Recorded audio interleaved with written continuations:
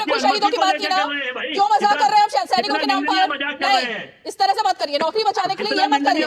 अरे कांग्रेस में अपनी नौकरी बचाने के लिए शहीदों का अपमान मत कीजिए, उनकी मजाक मत उड़ाइए शहीदों की। आप अपनी नौकरी बचाने के लिए, संजय राणा जी ये चल क्या रहा है? मतलब मैं समझ नहीं पा रही हूँ, कहां से कहां।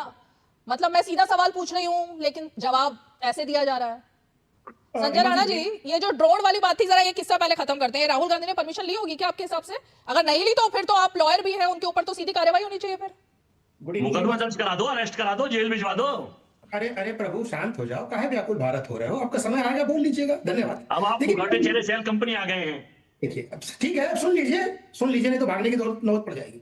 नहीं, आप भागे हुए हो, हमें जरूरत नहीं है। Good evening to my fellow parents. देखिए ऐसा है कि कोई नई बात नहीं। जहां तक बात हो रही थी ड्रोन की परमिशन लेने की, तो राहुल गांधी को नहीं पता कि परमिशन होती क्या, लिखी कैसे आती है, ली कैसे आती है। तो उस व्यक्ति से ज्यादा विवेक की आप उम्मीद मत कीजिए, नंबर 1। नंबर 2, जब चर्चा कर रहे थे चाइना की, देखिए चाइना का और कांग्रेस का प्रेम आज का नहीं है, नेहरू जी के जमाने से है। उन्होंने अक्साई चीन क्यों दे दिया था? बोले उपजाऊ नहीं है, तो अपने सर की जगह उन्होंने चाइना का अक्साई चीन दे दिया था चाइना को। अब आते हैं मुख्य प्रश्न में, जो अजय जी ने पूछा। देखिए अजय जी के आंकड़े हमेशा दुरुस्त कभी नहीं होते हैं, जैसे इनका नेता वैसे अजय जी सारी की चीजें भरमाइश कर रहे हैं। 6 टाइम कभी जिनपिंग इंडिया नहीं आई, नंबर 1।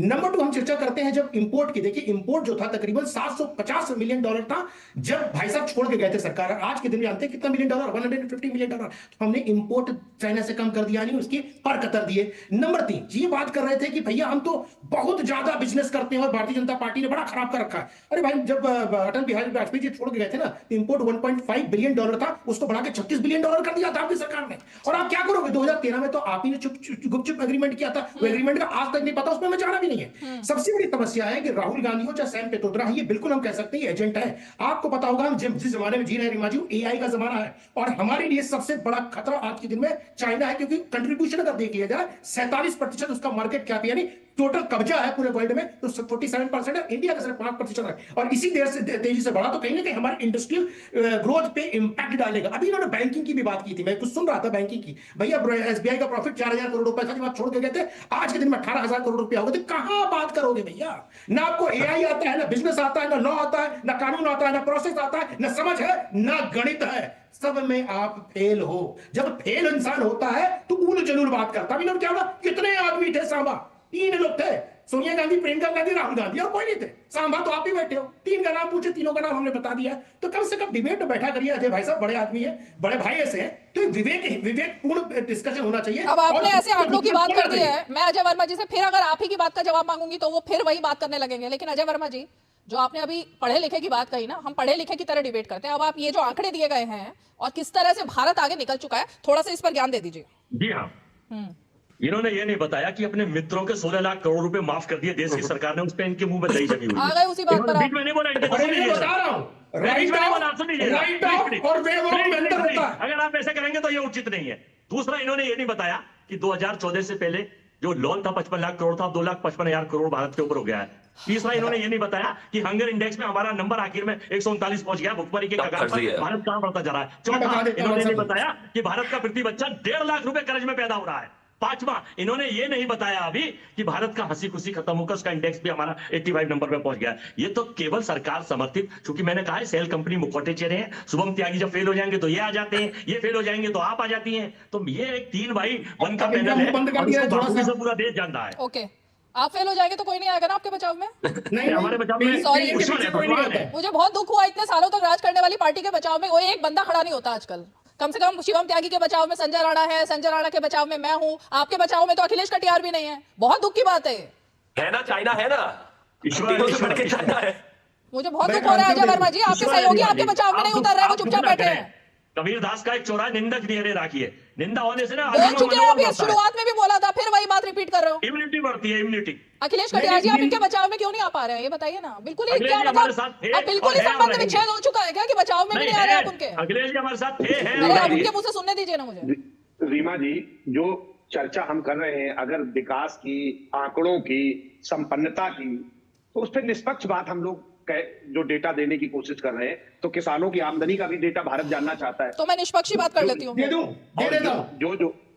और दूसरा एक है, जो परीक्षाएं जो होती थी, जिससे कुछ नौजवानों के भविष्य बनते थे, वो एक उद्योग बन गया, सारे पर्चे लीक होते रहते हैं। अब तो परीक्षाएं नहीं हो पा रही। ओके अपॉइंटमेंट है नहीं, लेटरल एंट्री से दलित पिछड़ों का जो हाल है वो पूरा अरे देश उसी महसूस पर बात रहा है। कर लेते हैं। अखिलेश जी, आप भी ऐसे बात करेंगे क्या? मैंने ड्रोन की बात कही, आप आंकड़ा लेके आए हो? मैं आप आंकड़ा लेके आए हो क्या साथ में? आपने कहा आंकड़ों पे ही बात करनी है, अब आंकड़ों पर बात करिए ना फिर। मैं और दूं। आपको पता था ना सब्जेक्ट क्या है, आप आंकड़ा लेकर क्यों नहीं आए बताइए? अब 2021 के बाद से जब ईज ऑफ डूइंग बिजनेस में ड्रोन को लेकर आया गया, तब से अब तक 1700 से 1800 करोड़ का रेवेन्यू है ड्रोन कंपनीज का और देश का। ये आंकड़ा किसी के पास है या ये मैं ही बता रही हूँ आपको? आपने बता दिया, देश ने सुन लिया। तो फिर राहुल गांधी को कौन बताएगा? राहुल कोई गांधी नहीं को तो बताएगा। देश बता रहा है। वो रात में ऑटोमेटिक पता चल जाएगा सपने देखो, में।